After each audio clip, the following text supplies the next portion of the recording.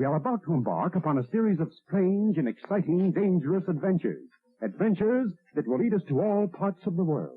Hello everyone and welcome to another Bad Comic Review. This time we're looking at Action Comics number 538. This is from the original 1938 series from DC Comics. Written by Mike Barr, Irv Novick, penciler, John Calnan, inker, John Costanza, letterer, Gene D'Angelo, colorist, Marv Wolfman, consultant, Julius Schwartz, editor. Superman managed to make his way to Jimmy Olsen's place, but he's pretty roughed up and Jimmy has to kind of conceal it with makeup. Meanwhile, Jackhammer is making the most of his beating of Superman and using that to get himself a nice job as a mob enforcer, sort of freelancer. He's a gang leader of sorts. So as Jackhammer becomes more influential in the crime community, he's also becoming more brazen. Superman knows that he's weak against this guy because he no longer has his invulnerability. That's in the past with the half of him that's trapped in the Middle Ages with Cyrene and Lord Satanus. So when the cops try and stop Jackhammer, they're unable to do so, and Superman sort of just bides his time. He wonders if he is actually afraid or if he's actually making the right call. And finally, he remembers something Pa Kent told him a long time ago when he was first learning to fly, and it inspires him to go out and stop Jackhammer. Jackhammer hits a theater with his gang and starts robbing random people at the cinema, but Superman's not about to have that, and they end up in a fight at a construction site next door, and it's not going real well for Superman. Thankfully, the citizens of Metropolis, who've been saved by Superman hundreds of times most likely, start hurling things at Jackhammer, and it distracts him long enough for Superman to get a punch on his only obvious weakness. And Superman gives a very inspiring speech. Then we cut over to the Aquaman story, and this is by Bob Rozakis, pencils by Alex Saviuk. Frank McLaughlin was the inker, Ben Oda letterer, Tatjana was the colorist, and Julius Schwartz editor. So Mera's powers seem to be on the fritz, and Aquaman is trapped almost entirely in a hard water casing that was made by Mera, and her abilities seem to just be enraging the dolphins, even to the point where she triggers some primal part of their brain that makes them electrified, because somehow they might be related to electric eels. Just go with it. So Aquaman's trying to avoid them with one arm free. He also realizes that he is still receiving a telepathic call from Mera, but things aren't quite as they seem. So Aquaman's in a spot of trouble at the cliffhanger ending of this issue. Both stories were great. How Superman defeats Jackhammer was pretty good. Even though he knew he was going to get his butt kicked, he still went in and did the job. The art is solid. The cover's good, although the cover kind of happens. Jimmy Olsen's not there when it actually does, but you get the idea. It's still a good cover, and I like this issue more than I expected to. I paid about $3 for it, and I think it's easily worth that. So if you want to read some good Superman comics, this is a good one. You don't really have to read the first part to know what's going on. It catches you up pretty well. Even with the overarching Lord Satanus storyline, I don't think you really need to know too much about what's going on. You should read them to get more context, but I don't think you absolutely have to. They fill you in pretty well. So a solid book all around, good art on both stories. I was very happy with my purchase, so I'm going to recommend this. Like I said, I think it was a way more fun issue, even with the backup story being so short at like 8 pages. It was still better than a lot of stuff out today. And those stories, I don't know if they've ever been reprinted, but they absolutely should be because they were a lot of fun. So that's going to do it for this one. Thank you so much for listening and supporting the channel. If you enjoyed the video, please hit the like button and don't forget to subscribe so you don't miss future reviews. If you'd like to help the channel out in other ways, links are in the description for my merch store and other ways you can support me. And as always, we hope to see you on the next one.